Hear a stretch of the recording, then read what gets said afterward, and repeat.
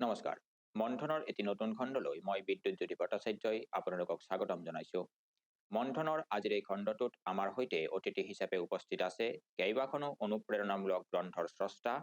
তথা গিৰিজানন্দ চৌধুৰী বিশ্ববিদ্যালয়ৰ ৰসায়ন বিজ্ঞান বিভাগৰ অধ্যাপিকা বিশিষ্ট ৰসায়নবিদ ডক্টৰ নিৰ্মলা দেৱী।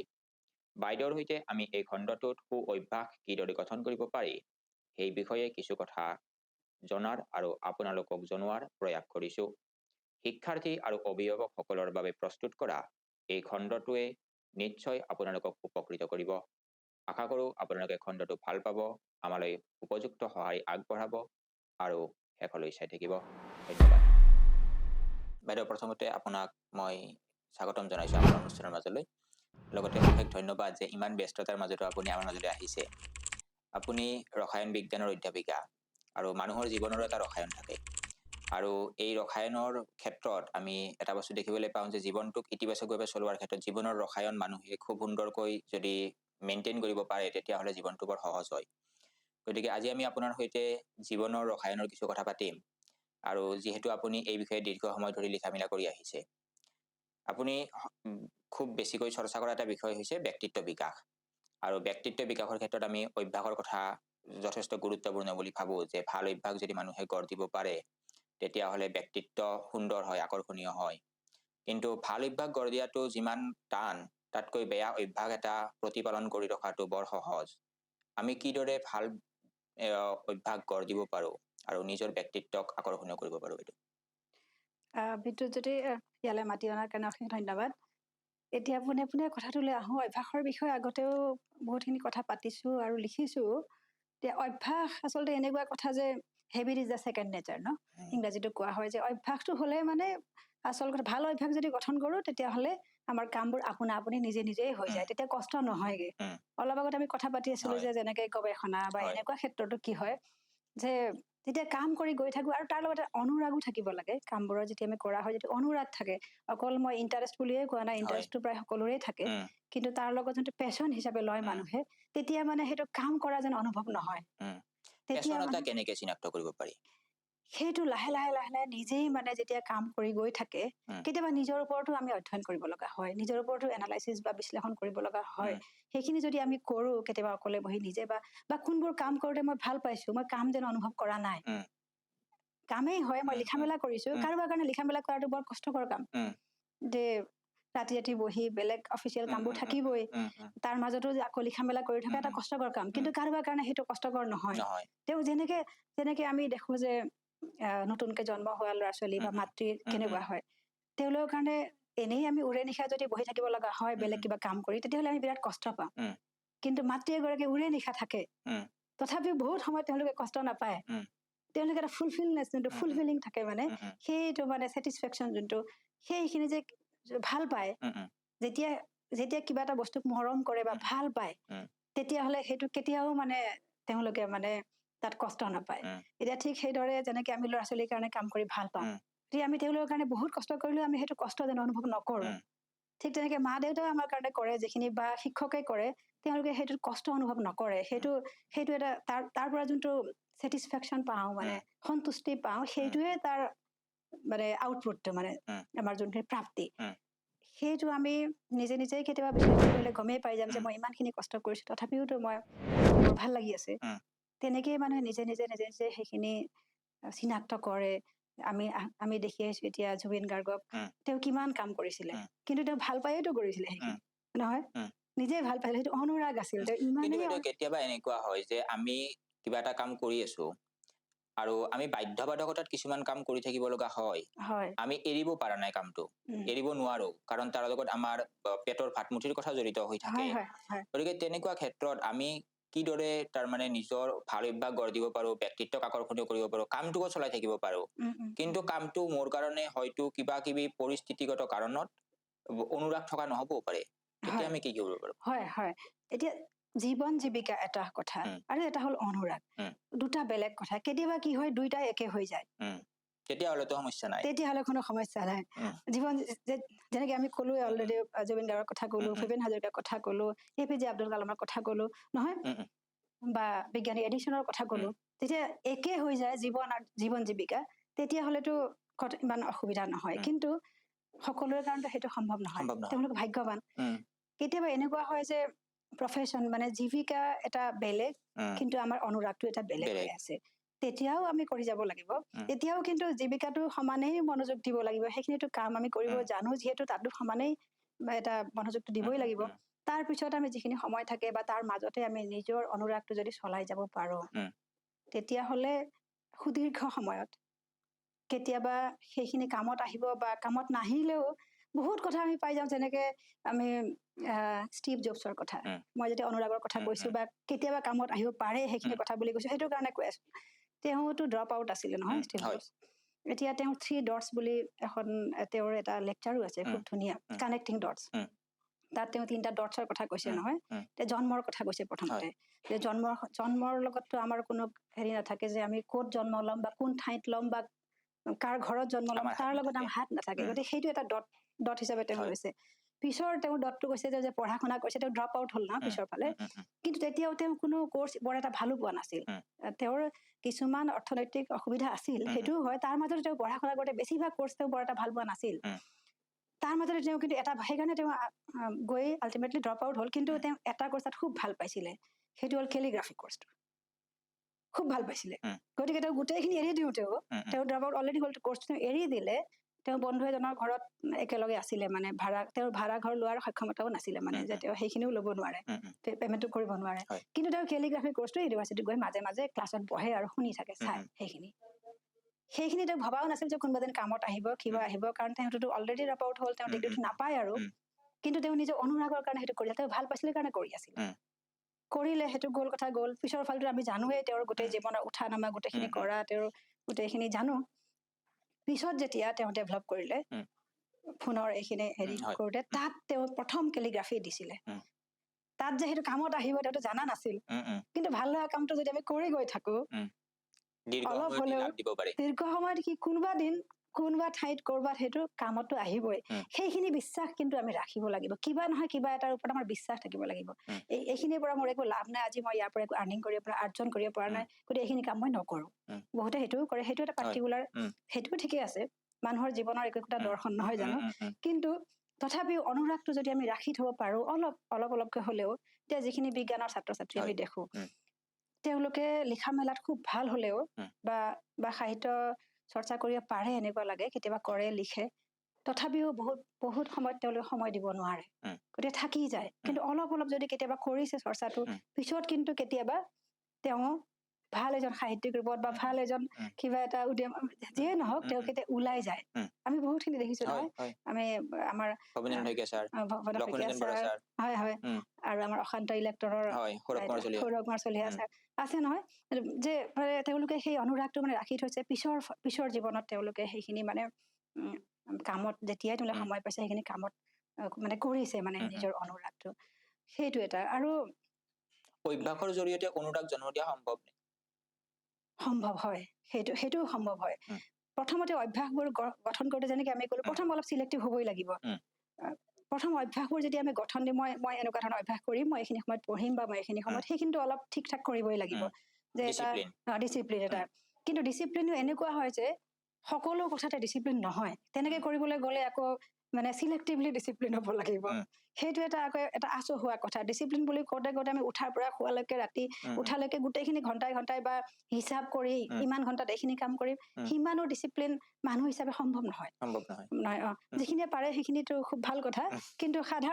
আমাৰ নিচিনা সাধাৰণ মানুহৰ ক্ষেত্ৰত দেখিছো যে সেইটো বৰ এটা কাৰণ তাৰ মাজতে কিবা এটা কামো আহি যায় মাজত এতিয়া কি হ'ল কিন্তু আমি চিলেক্টিভলি ডিচিপ্লিন কিন্তু আমি হ'ব পাৰো ইচ্ছা কৰিলে সেইটো যদি এতিয়া যেনেকে ক'লো অনুৰাগ আৰু পেশন এটলিষ্ট দুটা কথাতো তেওঁ মন দিব পাৰিল নহয় জানো বাকীখিনি কিন্তু এৰিব লাগিব তাৰ লগতে এই যে ডিচিপ্লিন হলো মানে আমি কিছুমান সময় ব্লক কৰি ৰাখিব লাগিব এই 3 ঘণ্টা মই এইখিনি কৰিম তাৰপিছত আৰু এডিচনেলি কিন্তু আৰু সোমাই যাব আৰু বেছি কৰিব লগা হ'ব কিন্তু আমি প্ৰথম আৰম্ভ কৰোঁতে যে চিলেক্টিভলি ডিচিপ্লিন মোৰ মানে প্ৰথমতে ক'লো যে প্ৰাৰম্ভণিতে আমি যেতিয়া অভ্যাস গঠন কৰিম তেতিয়াহ'লে মই এনেকুৱা ধৰণৰ অভ্যাস মই পঢ়া শুনা অভ্যাসটো কৰিলো বা মই গান গোৱাৰ বা মই যেনেকে কৰি মই ৰেৱাজ কৰিম 3 ঘণ্টা তাৰ কোনো প্ৰফেচনেল জড়িত নাথাকিবও পাৰে কিন্তু মই 3 ঘণ্টামান গান গোৱাৰ বা এনেকুৱা ৰেৱাজ কৰিলো বা মই জিমত গ'লো বা অলপ শাৰীৰিক মানে শৰীৰ চৰ্চা কৰিলো বা মই খেলিবলৈ গ'লো গোটেইখিনিয়ে জৰুৰী কিন্তু সেইখিনি যদি আমি অভ্যাস কৰো বহুতো মানুহে এতিয়া মানুহৰ মাজত ওজন কমোৱাৰ বা এনেকুৱা ধৰণৰ অবেচিটিৰ এইবিলাক বহুতখিনি আহিছে নহয় জানো এতিয়া সেইবিলাকতো মানুহে ওজন কমোৱাৰ কাৰণে বহুত বাৰ সময়ত দেখো মানুহে কৰে টেম্পৰাৰী মানে এটা কমিও যায় আকৌ আহি যায় মাজতে এৰি দিয়ে কনচিষ্টেঞ্চিটো যোনটো মানে অভ্যাসটো নহয়গৈ তাৰ আগতেই তেওঁলোকে সেইটো এৰি দিয়ে এটা অভ্যাস যদি কঠিন অভ্যাস হয় এটা সৰু অভ্যাস হ'ল পানী এগিলাচ খোৱা বা এনেকুৱা খোৱা আমি খুব বেছি দিন নালাগে 6 দিন বা এসপ্তাহ বা 15 দিনত আমি কৰি ল'ব পাৰো হয়নে কিন্তু যদি এটা মধ্যমীয়া জোখৰ মানে অলপমান কঠিন হয় তেতিয়াও আমাৰ 3-4 মাহ যদি কণ্টিনিউ কৰো হৈ গ'ল কিন্তু যদি টান হয় এতিয়া ফিজিকেল এক্সাৰচাইজ কৰাটো বা ইমান সহজ কথা নহয় বাৰে বাৰে কাৰণ গাটো অবেচিটি অলৰেডি এটা লৈ লৈছেতো নিবিচাৰিব এবছৰ 364 ডেজ কৰিব লাগিব তেতিয়াহে মানে সি অভ্যাসলৈ পৰিণত হ'ব কিন্তু তাৰ পিছত সেইখিনি যোৱাৰ পিছত কিন্তু আকৌ সি ঘূৰি নাহে তাৰ পিছত কিন্তু কৰিবলৈ মনহে যাব কিন্তু বাইদেউ আমি যদি চাওঁ তেতিয়াহ'লে ভাল অভ্যাস গঢ় দিয়া কথাটো আমি আপুনি ক'লে কিন্তু বেয়া অভ্যাস এটা যদি মানুহৰ থাকে সেই বেয়া অভ্যাসটো ভাঙি দিয়াটো আৰু বেছি জটিল হয় এই বেয়া অভ্যাসটো মানুহে কেনেকে ভাঙিব পাৰে হয় এইটো এটা ভাল প্ৰশ্ন কিন্তু আমি ফ'কাছটো মই এতিয়া কৈ আছো ফ'কাছটো আমি বেয়া অভ্যাসত নকৰো ফ'কাছটো আমি কৰিব লাগিব ভালটোতেই বেয়াটো আপুনি ওলাই গুচি যাব এজন মানুহে যদি 2 ঘণ্টা এক্সাৰচাইজ কৰিবলৈ গ'ল 3 ঘণ্টা পঢ়িবলৈ ব্লক কৰিলে 2 ঘণ্টা কিবা ৰেৱাজ গান গালে বা কিবা কৰিলে তেওঁ বেয়া অভ্যাসৰ কাৰণে সময়নো পালে ক'ত বাকী চব শুবলৈ গ'ল হয়নে মানে যেনেকে আমি ল'ৰা ছোৱালীক মোবাইলটো নাচাবলৈ কওঁ নাচাবলৈ কোৱাতকে যদি বেলেগ কামত মানে তেওঁক ব্যস্ত কৰি থওঁ বা তেওঁ যদি ব্যস্ত হৈ থাকে তেতিয়াহ'লে তেওঁৰ সময়টো কমি যায় মানে আমি যদি ভাল অভ্যাস যদি বেছি গুৰুত্ব দিওঁ তেতিয়াহ'লে মানে প্ৰায়ৰিটি বুলি ক'লো যে অগ্ৰাধিকাৰটো দিওঁ আৰু যে ক'লো চিলেক্টিভলি ডিচিপ্লিন এই গোটেইকেইটা মানে যদি একেলগে কৰো তেতিয়াহ'লে বেয়া অভ্যাসটো আপুনিয়ে নোহোৱা হৈ যাব এতিয়া বাইদেউ প্ৰায়ৰিটিৰ কথা যদি আমি চাওঁ তেতিয়াহ'লে প্ৰায়ৰিটিৰ কথাৰ লগত এটা কথা আহে যে আমি কেতিয়াবা নিবিচৰাকৈয়ে আনৰ হৈ কিছুমান কাম কৰিব লগা হয় আৰু আপুনি এইটো ক্ষেত্ৰত প্ৰায়ে এটা কথা কয় যে সে নো ইটছ আৰ্ট আৰু এই আমি যেতিয়া নো ক'ব লগা হয় তেতিয়াহ'লে আমি বৰ অস্বস্তিত পৰো আমি সহজতে কৈ দিব নোৱাৰো এতিয়া এই নো কোৱাৰ যিটো কৌশল এই কৌশলটো মানুহে কিদৰে আয়ত্ব কৰিব পাৰে হয় এইটো এটা বৰ ডাঙৰ কথা বহুত বাৰ মানে সময়ত ক'বইলগীয়া হয় কাৰণ গোটেইবোৰ কথাত যদি ইয়েছ কৈ গৈ থাকো তেতিয়াহ'লে শেষত গৈ একো কামেই নহয়গে এতিয়া কিছুমান কথাত মানে আমি নোৱে বেছি ক'ব লগা হয় এটাতহে ইয়েছ ক'ব পাৰিম এজন মানুহে এটা সময়ত এটা কামহে কৰিব পাৰে মাল্টিটাস্কিং কৰিব নোৱাৰে আমি মনত এটা ভুল মানে ধাৰণা এটা লৈ আছো যে মাল্টিটাস্কিং ষ্টাফ এইটো এটা খুব এটা ভ্ৰান্ত ধাৰণা মাল্টিটাস্কিং এইটো মানুহৰ কাৰণে পচিবল কথা নহয় মাল্টিটাস্কিংটো কম্পিউটাৰতহে হয় মাল্টি স্ক্ৰীন থাকে নহয় তথাপিও কিন্তু সেইটো এটা ভ্ৰান্ত মানে সেইটো সঁচা কাৰণ আমি একেলগে এটা স্ক্ৰীন নুখুলো নহয় মানে 3টামান স্ক্ৰীন থাকে কিন্তু দেখি থাকোতো এখন স্ক্ৰীনহে সেইখন আকৌ মিনিমাইজ কৰি সেইটো দেখিব পাৰো একেলগতে আমি গোটেইখন স্ক্ৰীন চাব নোৱাৰো বা যদি আমি মাল্টি স্ক্ৰীন সৰুকে উলিয়াই থাকো তেতিয়াহ'লে কোনোটোৱে আমি ভালকে নেদেখো মানুহৰ ব্ৰেইনে মানে একেলগে ইমানবোৰ স্ক্ৰীন প্ৰচেছ কৰিব নোৱাৰে একেলগে গতিকে সেইটো এটা মাল্টিটাস্কিং এটা লাই নহয় জানো কিছুমানে কয় যে মই এইটোও কৰি আছো মানে তেওঁ গোটেইকেইটা কাম একেলগে কৰি বহুতে কয়ও আমাৰ সমাজত এতিয়াও সেইখিনি আছে যে বহুতে সেইটো লৈ বহুত ল'ৰা ছোৱালীক হেৰিও কৰে যে তেওঁ চব কৰিছে ফুৰিবও গৈছে পঢ়িও আছে চব কৰি আছে আৰু তুমি কিয় পাৰা নাই ল'ৰা ছোৱালী কয় ন ছাত্ৰ ছাত্ৰীও কয় তুমি পাৰা নাই তুমি খালি পঢ়ি আছা তথাপি তুমি পাৰা নাই কিন্তু তেওঁ ফুৰিবও যায় খেলিবও যায় গোটেইখিনি কৰে দেখোন একেলগে কেনেকে কৰে তেওঁ একেলগে নকৰে তেওঁ যদি সেইখিনি কৰি ভাল কৰিছে সেইটোতো ভাল কথা তেওঁ একেলগে নকৰে তেওঁ সময় বেলেগ কৰি লৈছে সেইটোৰ কাৰণে তুলনামূলকভাৱে সহজ যেনেকে আমি এতিয়া গানো শুনি আছো কাপোৰ জাপি আছো এইকেইটা কৰিব পাৰো কাৰণ এইকেইটা আকৌ সেই একেই অভ্যাসেৰে কৰো সেইটো আমি মন দি কৰা নাই হয় নে কাপোৰ জাপি আছো মানে আমি মন দিয়া নাই সেইটো আমাৰ অভ্যাসত কৰি আছো আমি আমাৰ আগৰ পৰা কাপোৰ জাপা অভ্যাসটো আছে তাত আমি মন দিব নালাগে গতিকে আমি জাপিব পাৰো গাড়ী চলোৱাটো হয় নে এইটো অভ্যাসতে আমাৰ সেইখন যায় আমি এতিয়া প্ৰেছ কৰিব লাগে বুলি কয় প্ৰেছ কৰি সেনেকেতো নহয় জানো গতিকে সেইটো অভ্যাসত যেনেকে আমি কৰিব পাৰো তেনেকে মোবাইলত কথা পাতিও গাড়ী চলায় কিন্তু সেইটো এলাউড নহয় কাৰণ যদিও অভ্যাসত কৰি আছো আমাৰ দৰকাৰ হয় ন মুহূৰ্তত যদি এক্সিডেণ্ট মানে আহি যায় ডিচিশ্যন ল'বলৈ তেতিয়া কিন্তু অভ্যাসে কাম নকৰে মুহূৰ্তত যদি বেলেগ এটা কাৰণ অভ্যাস আছিল আপোনাৰ গৈ থকা গাড়ীখন চলাই থকা সেই গোটেইখিনি আছিল এক্সিডেণ্ট সন্মুখত যে কিবা এটা হ'ল সেইটো কিন্তু অভ্যাসৰ আওতাত নাছিল ন গতিকে সেইটোত তেতিয়া কিন্তু মনোযোগটো লাগিল নহয় মোবাইলটো এলাউড নহয় যদিও আমি অভ্যাসত কৰো মানে গাড়ীখন চলাও ঠিক তেনেকুৱা মানে অভ্যাসে বহুত কাম সহজ কৰি দিয়ে, টান কামো সহজ কৰে, কিন্তু তাৰ পিছতো তেনেকুৱা অভ্যাসৰ দ্বাৰা কৰা কামবিলাক আমি দুই এটা মাল্টিটাস্কিং এনেকুৱা যেনেকৈ কৰো, গান শুনি আছো, কাপোৰ জাপি আছো, কেতিয়াবা চাহ বনাইছো বা কিবা কৰিছো, 2-3টা কাম একেলগে কৰিব পাৰো, এনেকুৱা ধৰণৰ। কিন্তু যিবিলাক কামত সঁচাকৈয়ে মনোযোগ দিব লাগে, যেনেকে ক্ৰিয়েটিভ কামবিলাক, সৃষ্টিশীল কামবোৰ, ইনোভেশ্যনৰ কামবিলাক, নহয় উদ্ভাৱনৰ যিবিলাক কামবিলাক, গৱেষণাৰ কামবিলাক, সেইবিলাক কিন্তু মোবাইল ব্যৱহাৰ কৰি বা বেলেগ কিবা এটা মাল্টিটাস্কিং যিকোনো কৰি সেইবিলাক কৰা উচিত, সম্ভৱো নহয়, উচিতো নহয়। মানে এইটো চিলেক্টিভলি ডিচিপ্লিন হ'বই লাগিব। এতিয়া এইখিনি আমি ভাবো এতিয়াৰ কথা বুলি, কিন্তু এতিয়াৰ নহয়। আমি যদি বহু যুগৰ আগলৈও যাওঁ,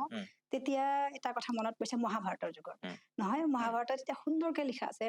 আপুনি চাগে জানে, দ্ৰৌপদীৰ কথা সৰুকে কাহিনীটো অকমান কৈ লওঁ, যে তেওঁৰ যেতিয়া বিয়াৰ হেৰিখিনি হৈছিলে,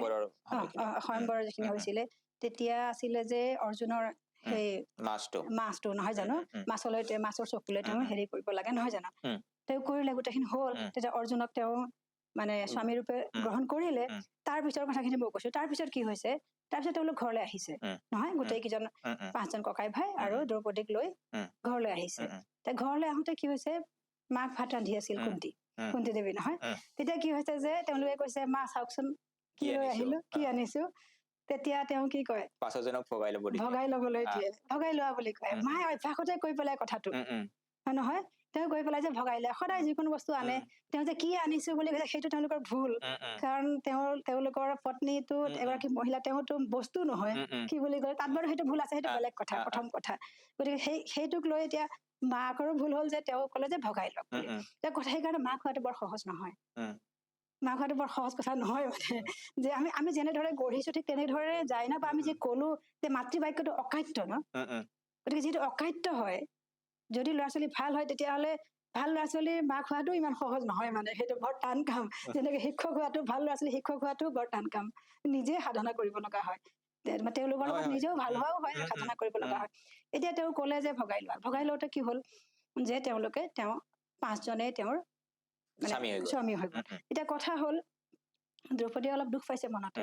কাৰণ 5জন স্বামীটো তেওঁ বিচৰা নাছিল, গোটেই বস্তুটো বেলেগ হৈ গল, নহয় জানো। তেতিয়া তেওঁ শ্ৰীকৃষ্ণক সুধিছে যে ভগৱান পাৰ্থ মানে, বা তেওঁৰ বন্ধু আছিল ন আগৰ হেৰিয়াৰ, যে কি কাৰণেনো এনেকুৱা ধৰণৰ মোৰ হব লগা হল কথাটো, মই কিনো ভুল কৰিছিলো যে এনেকুৱা ধৰণৰ হব লগা হল, যে 5জনকে একেলগে মানে স্বামী হব লগা হল। তেতিয়া শ্ৰীকৃষ্ণই তেওঁক কয় যে আগৰ জনমত, মনত পৰিছেনে তোমাৰ, এতিয়া চাবাচোন মনত পেলাই, যে আগৰ জনমত তেওঁ সাধনা কৰিছিলে, যে শিৱৰ সাধনা কৰিছিলে, পূজা কৰিছিলে, আৰু তেতিয়া তেওঁ বিচাৰিছিলে, যেতিয়া শিৱ সন্তুষ্ট হয় আৰু তেওঁক বৰ দিয়ে, মানে ব্লেছিংছ দিয়ে, যে বৰ দিবলৈ বিচাৰে, তেওঁ তেতিয়া বিচাৰিছিলে যে তেওঁক এনেকুৱা এজন স্বামী লাগে, যিজন মানে সত্যবাদী হব, হয়নে, আৰু বিখ্যাত ধনুৰ্বিদ হব, মানে স্কিল, আজিকালি যোনটো স্কিল বুলি কওঁ আহো, মানে হাইলি স্কিল হব, মানে বিখ্যাত ধনুৰ্ধৰ হব, তাৰপিছত মানে চব সৰ্বশ্ৰেষ্ঠ, হয়নে, সৰ্বশ্ৰেষ্ঠ সত্যবাদী হব, সৰ্বশ্ৰেষ্ঠ ধনুৰ্ধৰ হব, সৰ্বশ্ৰেষ্ঠ বলৱান হব, শক্তিশালী হব, সুদৰ্শন হব, আৰু পৃথিৱীৰ সৰ্বশ্ৰেষ্ঠ জ্ঞানী হব, হয়নে। 5টা বস্তু তেওঁ একেলগে বিচাৰিছিলে। সৎ, একেবাৰে চবতকে বেছি, সকলোতকে সৎ বা সত্যবাদী, আৰু হয়নে, এই গোটেইখিনি। তেতিয়া ভগৱানেটো দি দিলে বৰ। এতিয়া সেইখিনি আকৌ অকাট্য বৰ। এতিয়া কথা হল, এই 5জন একেলগে মানুহৰ মাজত থাকিব নোৱাৰে। আমি তেতিয়াই কৈছো ন, আমি 5টা কাম একেলগে কৰিব নোৱাৰো একেলগে বুলি। 5জন একোজন মানুহৰ গাত থাকিব নোৱাৰে। কিন্তু এটা কথাও সত্য যে অলপ অলপ কিন্তু থাকিবই চব,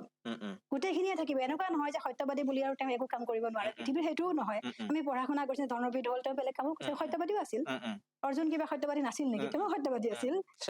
কিন্তু সৰ্বশ্ৰেষ্ঠ নাছিল। সেইকাৰণে আমিও, মই যে কৈছো, আপুনি কেনেকে অনুৰাগটো আমি কেনেকে ৰাখিলো, বা কেনেকে টাইম কৰিব পাৰো, আমাৰ জীৱিকা বেলেগ, কিন্তু মই আকৌ সেইটো কথা লৈ আহিলো, কিন্তু অনুৰাগটো বেলেগ, আমি ৰাখিব পাৰো সেইটো। কিন্তু আমাৰ মেইন কামটোতো আমাৰ জীৱিকা হল ন, তাৰপিছত আমি এইটো কৰিম। গতিকে মই সেইটোৱে কৈছো যে অৰ্জুন কি সত্যবাদী নাছিল নেকি? নকুল সহদেৱ নাছিল নেকি? আমি দেখাতো সকলোৱে সত্যবাদীয়ে আছিল ন, তেওঁ ভগৱানৰ স্বৰূপ আছিল। কিন্তু কথা হল, সৰ্বশ্ৰেষ্ঠ সত্যবাদী কিন্তু যুধিষ্ঠিৰে আছিল। গতিকে এই 5টা গুণ 5জনৰ মানুহৰ গাত আছে। তেওঁ একেলগে 5টা পাব মানে 5টা গুণ এজন মানুহৰ গাত পাব নোৱাৰে। সেইকাৰণে 5জনকে তেওঁ এতিয়া মানুহ হিচাপে মানে এজন এজন মানুহৰ গাত সৰ্বশ্ৰেষ্ঠতা আহি গ'ল, তেওঁ 5জনকে স্বামী হিচাপে ল'ব লগা হৈছে। তেতিয়া সেই উত্তৰতে সন্তুষ্ট হয়। কিন্তু আমি তাৰ পৰাও শিকিব লগা বহুত আছে, নহয় জানো? গোটেইখিনি ডাঙৰ শিক্ষা দিয়ে। এই যিটো সে নো কোৱাৰ কথা কলো, সেইটো আমি কলাসুলভ ভাৱে কিদৰে ক'ব পাৰো? তেতিয়া কি হয় যে আৰু যিখিনি মানুহে বেলেগক নো ক'ব নোৱাৰে তেওঁলোকে কিন্তু আনৰ পৰা নো বেছিকে ফেচ কৰিব লগা হয়। তেতিয়া এই ৰিজেকশ্যনটো মানুহে কি ধৰণে একচেপ্ট কৰিব পাৰে? এই দুয়োটা বস্তু একেলগে। হয় হয়। এতিয়া কিছুমান কথাত যেনেকে আমি কৈছো, কিছুমান কথাত আমি কঠোৰ হবলৈ শিকিবও লাগিব। মানুহে তাৰ লগতে নিজে নিজে এই যে এডজাষ্টমেণ্ট কৰো মানে ঠিক কৰি লয়। সমাজে তেনেকেই ধৰি লয়। মই যদি যেনেকে আজি ওলাইছো বা যেনেকে কৰিছো, সমাজে মোক তেনেকেই এটা এটা ইমেজ যোনটো মোৰ এটা বনাই লয়, হয়নে? যে মই এতিয়া নামবোৰ নকওঁ আৰু অমুক যেনেকে তেওঁ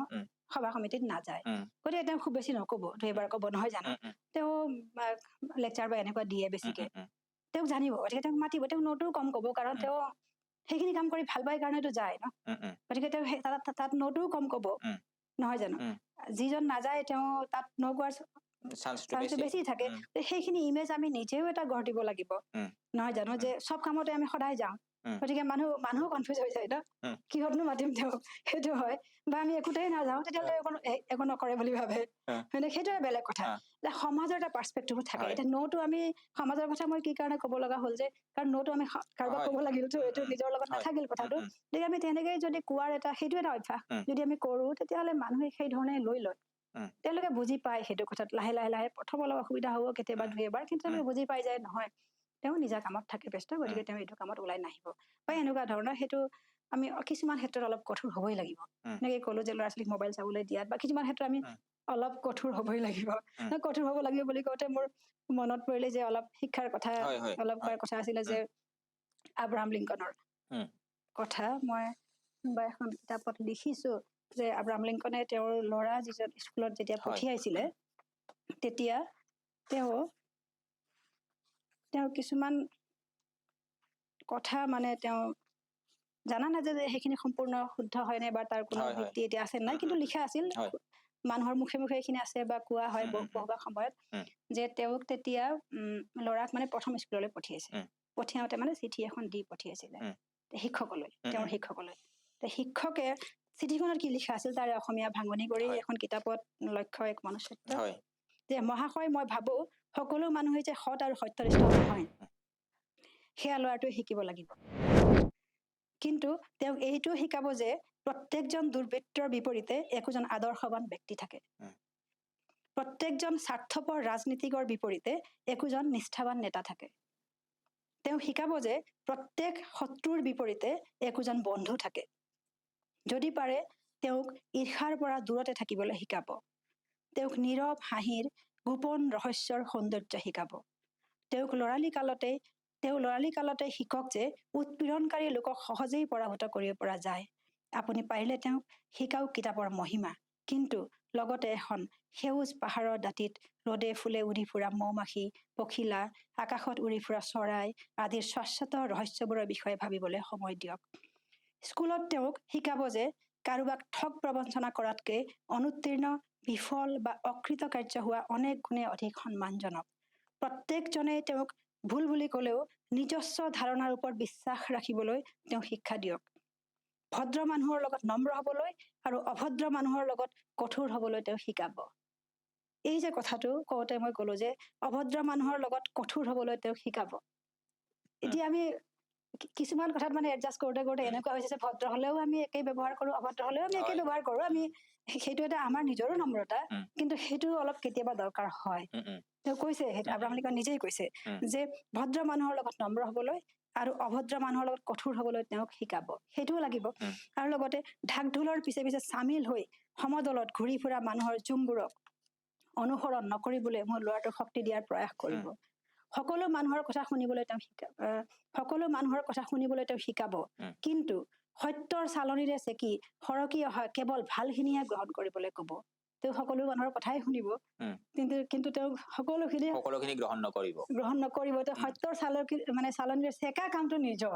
সেইখিনি বেলেগ কৰি নিদিয়ে। মানে সত্যৰ চালনিৰে চেকি সৰকি অহা কেৱল ভালখিনিহে তেওঁ গ্ৰহণ কৰিবলৈ কব।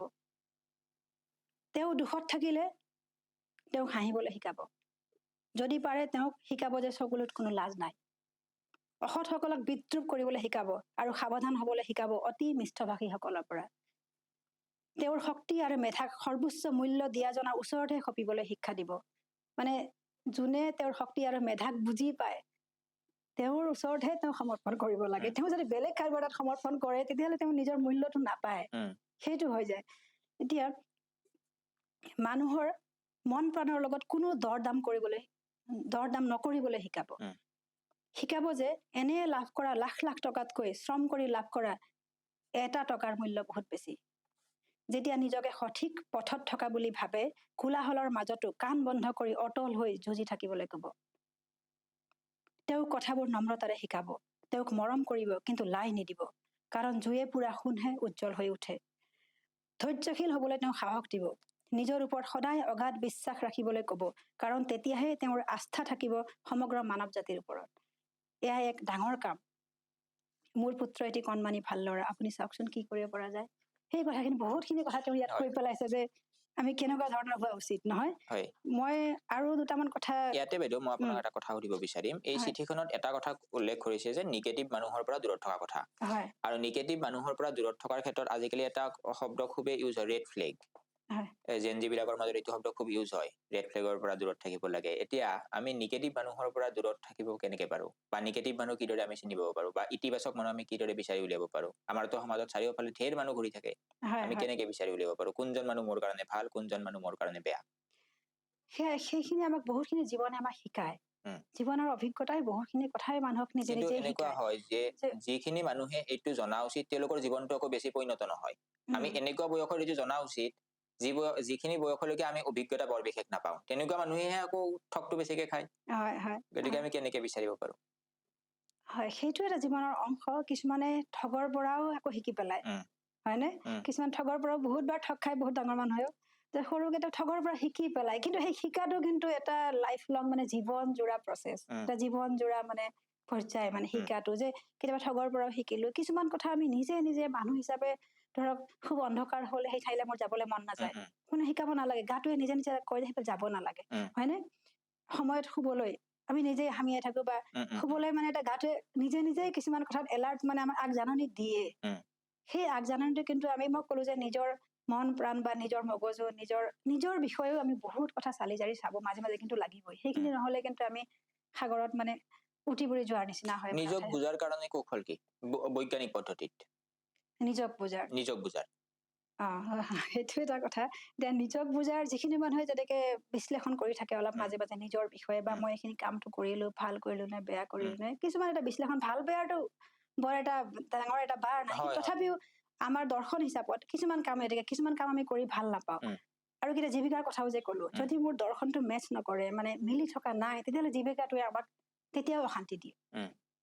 দৰ্শনটো যদি মিলি থকা নাই মোৰ তাত, এতিয়া কিছুমান মানুহে ইমান প্ৰফেচনেলিজিম ভাল নাপায়, বা তেওঁৰ দৰ্শনেই তাত মিলি থকা, ভাল নোপোৱাটো বেলেগ কথা, কিন্তু তেওঁৰ দৰ্শনটোৱে তাত মানে চাপৰ্ট নকৰে, মানে তেতিয়াহলেও তেওঁ কামটোত বিৰাগ উপজে। ঠিক তেনেকুৱা ধৰণৰ হয়। গতিকে এতিয়া মানুহে নিজে নিজে নিজক আচলতে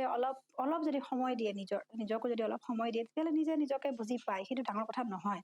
যে মানুহেতো কয়েই না, প্ৰত্যেক কথাতে কয় মই এইটো ভাল পাওঁ, এইটো বেয়া পাওঁ, কৈতো থাকে। কিবা এটাতো তেওঁ নিজৰ বিষয়ে জানে ন, নিজে নিজে সেইকাৰণে কৈ আছে।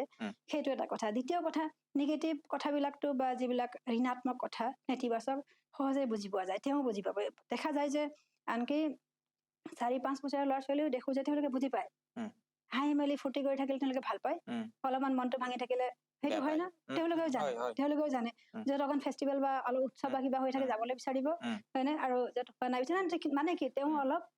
ইতিবাচক বা এনেকুৱা ধৰণৰ কথাবিলাক তেওঁ মানে ভাল পাই আছে। গতিকে সেইখিনি মানে নিজে জানেই আচলতে, কিন্তু নিজক সময়ো দিব লাগিব, যে মই কোনখিনি জানো বা নাজানো। নিজক সময় দিলেহে কথাটো গম পাব যে মই কোনবিলাক জানো আৰু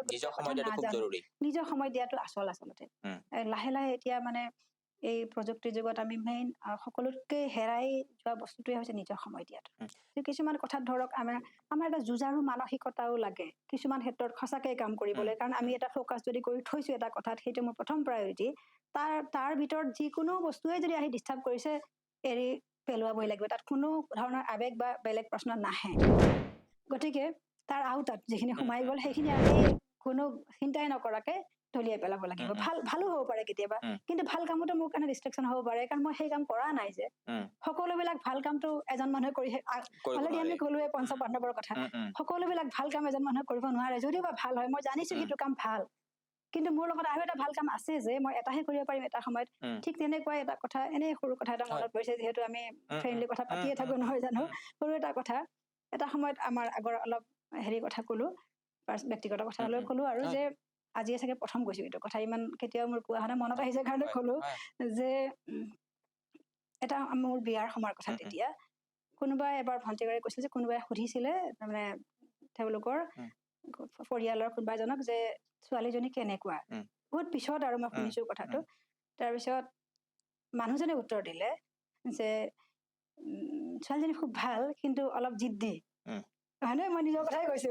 বাৰু এতিয়া কথা গ'ল কথাটো গ'ল তেওঁলোকে তেতিয়া বিয়াৰ পিছতে মই কথাটো শুনিছিলো যে এনেকে কৈছিলে বুলি কৈ আমি অলপ হাঁহি ধেমালি কৰি কথাটো গ'ল কথাটোতো গ'ল চবেই পাহৰিলে কিন্তু মোৰ মনত আছিল মই বহুত কম কথাই পাহৰো গতিকে মোৰ মনত থাকি গৈছিলে কথাটো এটা সৰু কথা আমি মাইনৰ কৈ ধেমালি কৰি ঘৰত সেইখিনি বিয়াৰ লগে সেইখিনি কথা ঘৰৰ মানুহে হয়তো পাহৰিলে কিন্তু মোৰতো মনত থাকি গ'ল মানে এনেকে মই যে ক'লো থাকি যায় বুলি থাকি গ'ল কথাটো গ'ল আমি ইমান বছৰ গৱেষণা কৰিলো কিবা কৰিলো বেলেগ কথাটো গ'ল যোৱা অক্টোবৰ মাহত পূজাৰ পিছতে মই কেইটামান আহিব পৰা নাছিলো নহয় ইয়াত আগতেও কথা দি আহিব পৰা নাই তেনেকুৱা ধৰণৰ ঠিক কাম ওলাইছিলে মই দিল্লীলৈ গৈছিলো ইণ্ডিয়ান নেশ্যনেল ছায়েন্স একাডেমীৰ এটা প্ৰজেক্টৰ মানে হেৰি আছিলে ডিফেণ্ড আছিলে তেতিয়া ইণ্ডিয়ান নেশ্যনেল ছায়েন্স একাডেমীৰ তাত যাওঁতে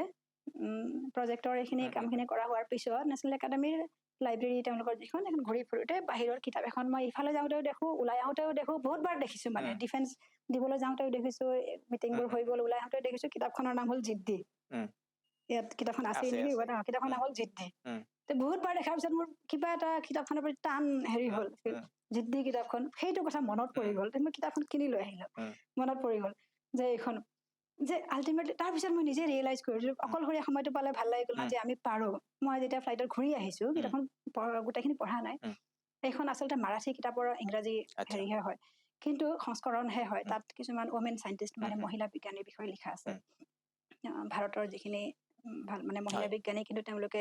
তেওঁলোকৰ এটা সময়ততো বিজ্ঞানৰ চৰ্চা কমেই হয় নহয় ভাৰতত বা ইয়াত গতিকে তেওঁলোকৰ নাম হয়তো বহুতৰ আমি শুনাই নাই এনেকুৱা ধৰণৰ মানে তেনেধৰণৰ কিন্তু বহুত মহিলা বিজ্ঞানীসকলে কাম কৰিছে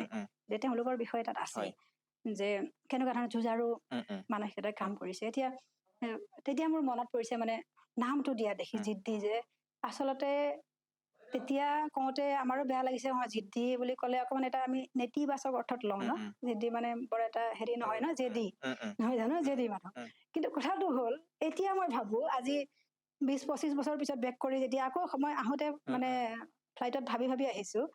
যে আচলতে জেদি হোৱাটোৱে মানে যুঁজাৰু জেদি হোৱাটোৱে সকলো মানুহে জেদি কোনোবা এটা ফালৰ পৰা আৰু যোনটো কথাত আমি জেদি নহয় যোনটো কথাত আমি জেদি বা যুঁজাৰু সেইটো কামহে আমি কৰি গৈ থাকো যুঁজাৰু নহলে নহয় সকলোৱে কৈছে না ভূপেন হাজৰিকাও কৈছে যুঁজাৰু মানে গোটেইখন এখন যুদ্ধ ক্ষেত্ৰ এতিয়া যুদ্ধ ক্ষেত্ৰতো আমি যুদ্ধ কৰিবই লাগিল ন নহয় জানো গোটেইখনতো এখন যুদ্ধ ক্ষেত্ৰ আমি যে জীয়াই আছো গোটেইখন ভাইৰাছ হেৰি অনুজীৱৰ মাজত আমি জীয়াই আছো যুদ্ধ কৰিয়েতো জীয়াই আছো আমাৰ যে ইমিউনিটি আছে কাৰণেতো জীয়াই আছো যিদিনাখন আমাৰ গাটোৱে যুদ্ধ নকৰে ইমিউনিটিটো যায় সেইদিনাখন আমিও গলো নহয় জানো এতিয়া ভাইৰাছটো প্লেগ মহামাৰীৰ কথা প্লেগৰ সময়ত যেতিয়া প্লেগ শেষ হৈ যায় ন গোটেইখিনি হৈ যায় মানুহে মানে এটা উৎসৱ মানে পালন কৰে সকলোৱে কিন্তু তাত থকা প্লেগ যিখন আলবাৰ্ট কেমুৰ প্লেগ কিতাপখন তাতে আছে শেষৰ ফালে ক'ৰবাত আছে লিখা যে যেতিয়া কিন্তু তাত থকা ডক্তৰজনে মানে তেওঁ মানে উৎসৱত যোগ নকৰে উদযাপন কৰা নাই তেওঁ মানে মনে আছে পিছত চবে সুধিছে প্লেগটো গ'ল এতিয়া নাই আপুনি কিয় মানে উদযাপন কৰা নাই আপুনিতো এতিয়াও বিমৰ্ষ হৈছে মানে মন হেৰি কৰা নাই তেতিয়া তেওঁ কৈছে যে মানে ভাইৰাছটো মানে আছে ই মৰি যোৱা নাই যে আছে খালি আমি আমাৰ ইমিউনিটি মানে ডেভেলপ নহয় জানো পাৰিছো গতিকে গোটেই জীৱনটোৱে আমাৰ জীৱনে দেখুৱাই আছে ভাইৰাছ বা অনুজীৱবোৰেও দেখুৱাই আছে আমাৰ জীৱন কালো সেইটোৱে আমি এটা মানে যোনটো কয় ন যে এটা জীৱন মানে আমি এটা সহাৱস্থান কৰি জীয়াই থাকো গতিকে যেনেকে ক'লো যে নিগেটিভ পজিটিভ মানুহবোৰো আছে আমি দলিয়াই পেলাবই লাগিব কিন্তু তাৰ মাজতো আমি অলপ সহাৱস্থান কৰিবলৈ শিকিব লাগিব একেবাৰে সোমাই যাব নালাগিব গোটেই জীৱনৰ মানে ফৰ্মুলা সমীকৰণটোৱে ঠিক তেনেকুৱা গতিকে সেই জিদ্দি কোৱাটো মোৰ তেতিয়া বেয়া নালাগিল যদি আমি সেইটো ঋণাত্মক অৰ্থত লওঁ সেইটো বেয়াই আছিল কিন্তু মোৰ পিছত আহি দেখিছো সকলোখিনি উমেন চাইণ্টিষ্টকে দেখোন জিদ দি বুলি জেডি কৈছে, ৱাইডৰ জিদ দি বুলি কৰ্পোৰেটৰ কৈছে কাম। দেখোন, তেতিয়াহ'লে বেয়া পাব। এইটো এটা খুব ভাল এটা মানে ইতিবাচক শব্দওতো হ'ব পাৰিলেহেঁতেন, নহয় জানো? গতিকে কিছুমান নেতিবাচক বুলি ভাবিলে সেইবিলাক নহয় আচলতে ইতিবাচক। যুঁজাৰু যদি নহয় মানে কিছুমান বস্তুত মানে